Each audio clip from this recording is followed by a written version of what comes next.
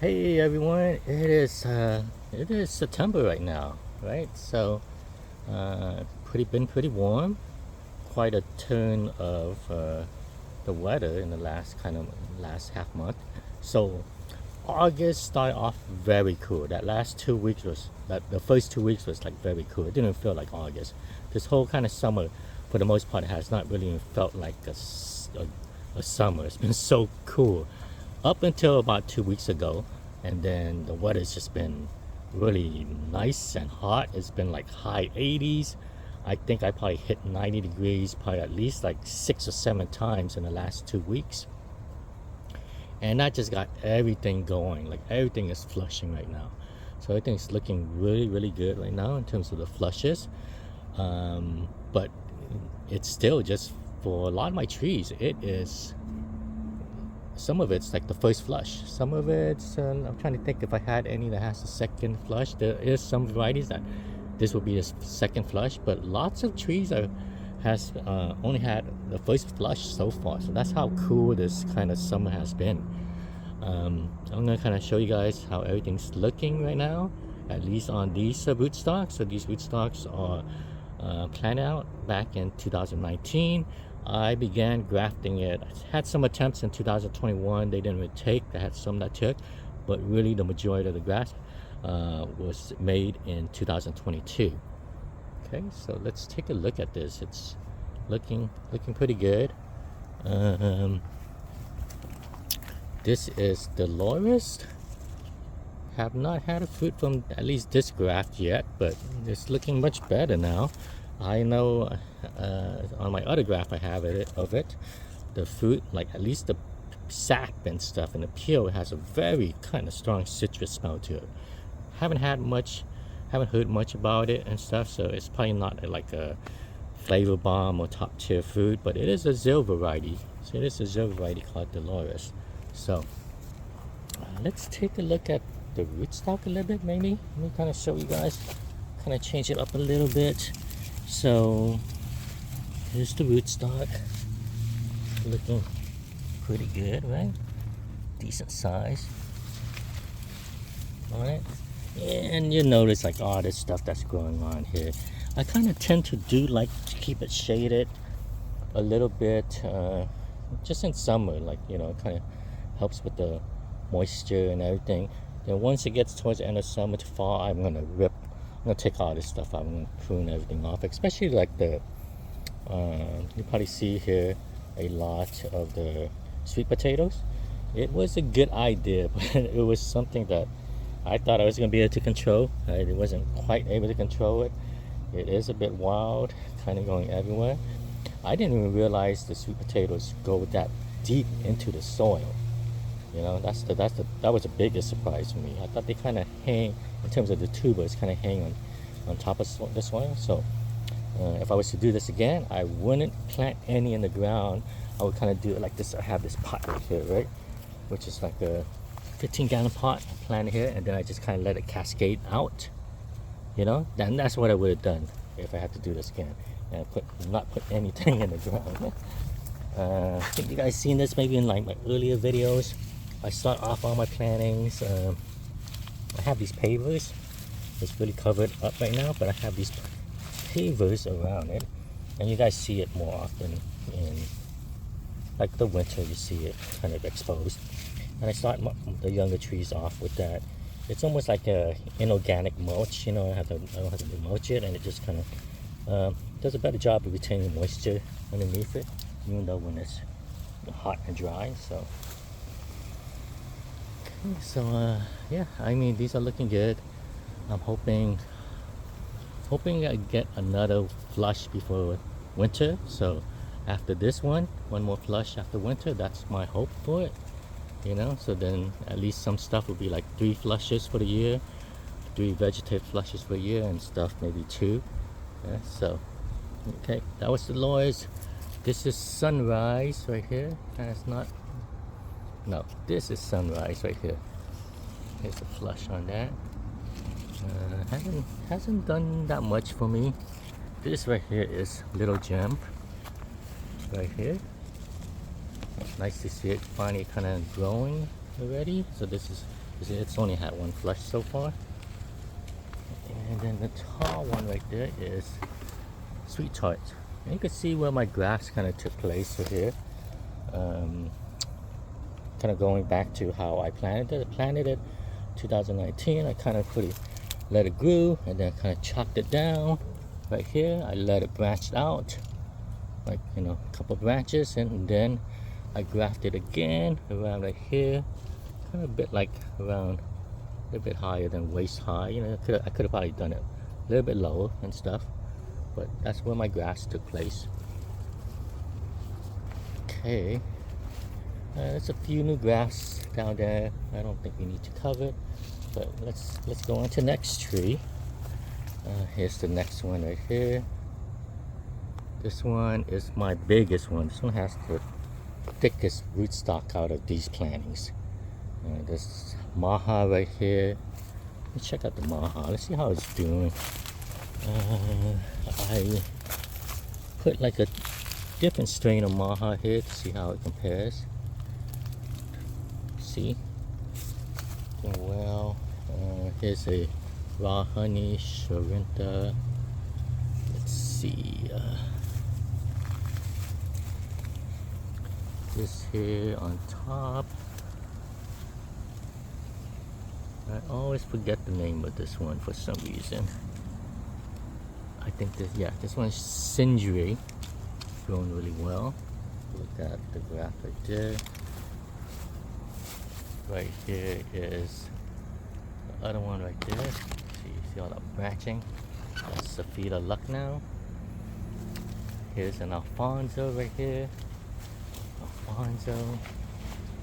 That right there, that's flushing. That's Brian's kind of. I just been calling it Brian's Amazing Peach Cobbler because it's one of his seedlings.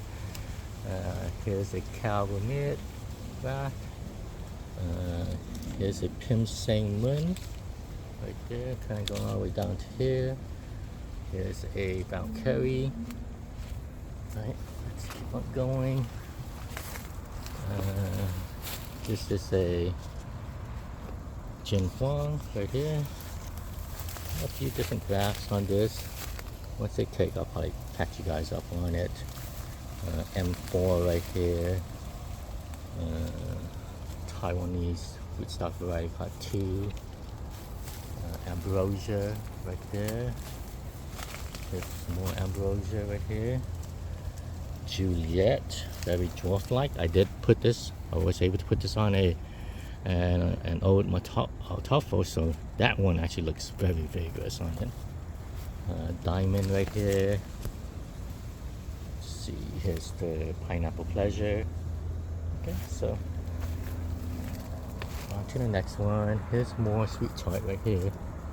Sweet tart's really taking off, doing really well. There's a Pim Sang Mun. See the lilies right there.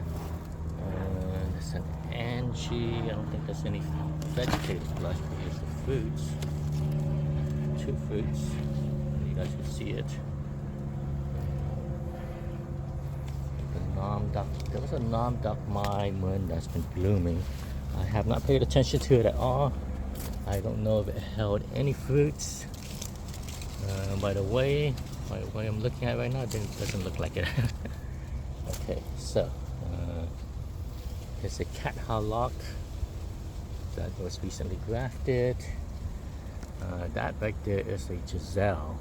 Pretty darn vigorous. Haven't got any fruits yet. There's a little tiny nubbin. Here's an N12 right there. There's a Jahangir. This is a Malika. I haven't really talked much about it, but this is a Malika. Orange sherbet right here. And sherbet. It was just a strange summer. Like, even with this hot weather, right? I still got a ton of mildew on a bunch of different varieties. So here's Maha and Guava right there. Guava, Saint Alone, that's the one. So let's keep on going. The biggest surprise has been this right here. haven't given you guys an update on this tree much because it has just been struggling quite a bit the last several years. Even though the trunk did have increased a bit in size, it's just been struggling quite a bit. And the reason why it struggled is because I had a lot of failed grafts. So you think about this, how I began my grafting project. I didn't get a lot of these to even take until just a year ago, a year and a half ago, while all those other rootstock had grafts that took. So that's why it's been struggling, keep on butchering it.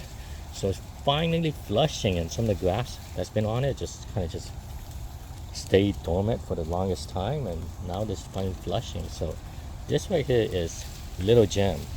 It's like wow, if finally flush, I could actually even start shaping. I could use some of these scions too on little gem because I really need to get this onto some of my older trees. It's been a family favorite, so as a green eating mango, guys, family favorite as a green eating mango. I've had difficulty trying to time the ripeness of it. Here's a collar, flushing, and here's a variety. I can't find much information on it. It's supposed to be Thai. It's supposed to be called Tom Pecan, but I'm not even sure I'm butchering the pronunciation of that. So looking great. I actually planted a seedling right next to it in case I had to just kind of restart over with it because it's just been looking so horrible.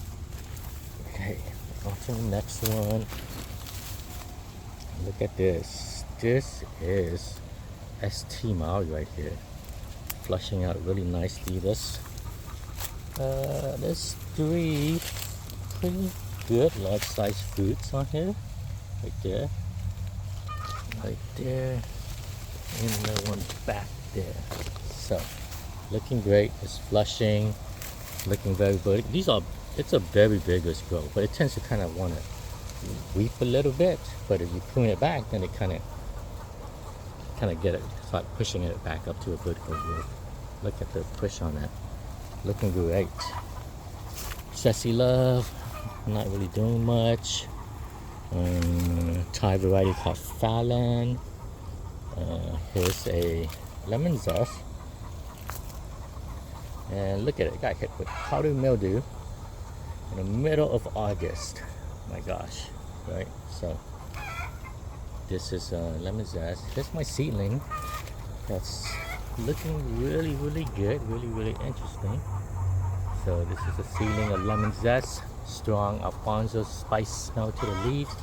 We'll see what it produces. Unfortunately, it is a little bit powder mildew prone. Let's see anything else on it.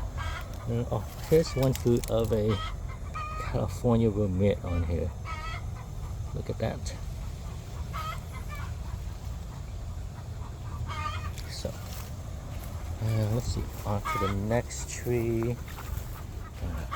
Go through all this jungle, and let's take a look at everything here.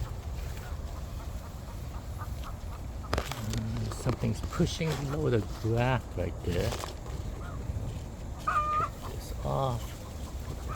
If there's a lemon zest. This is an M4, not doing that great.